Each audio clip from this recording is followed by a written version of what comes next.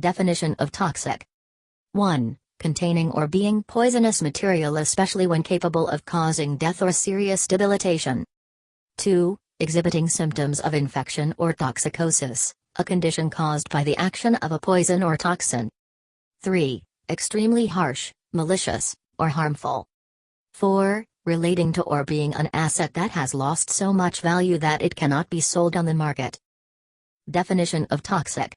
Merriam-Webster Dictionary. Do yourself a favor and take a second look at MW's definition of toxic located above. Let's examine each definition as it pertains to a toxic individual. 1. Containing or being poisonous material, especially when capable of causing death or serious debilitation. In no way will we attempt to associate a human being with contamination in the literal sense.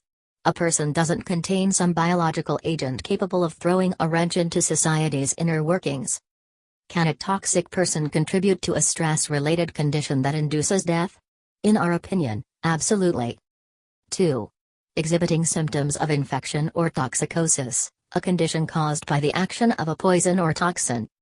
Well, people inflicted with some kind of toxic agent are severely ill, and in need of medical care.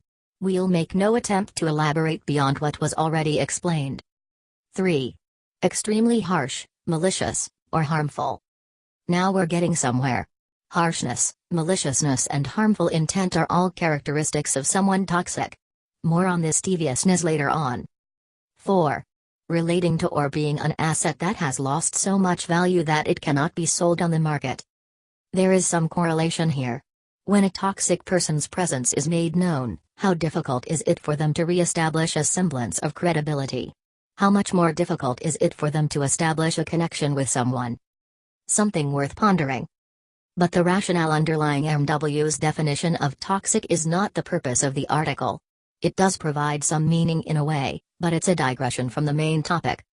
No, what we wish to do is elaborate on things toxic folks do to penetrate the outer layer of rationality. Some of these 10 articles are crafty, some are obvious.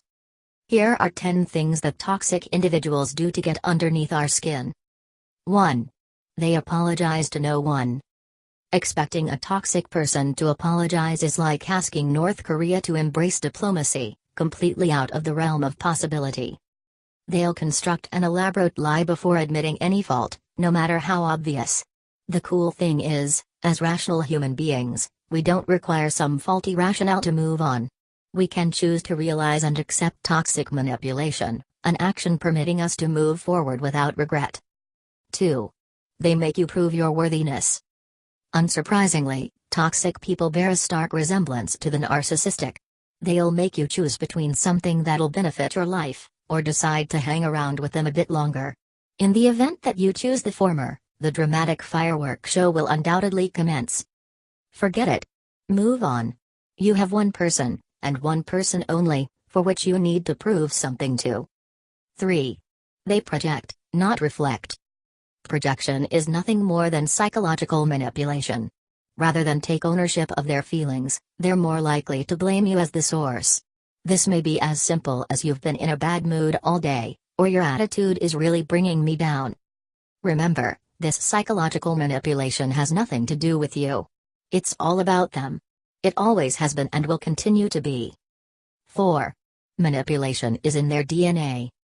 It isn't uncommon for someone that's been involved in a toxic relationship to reveal what they now recognize as deliberately manipulative acts.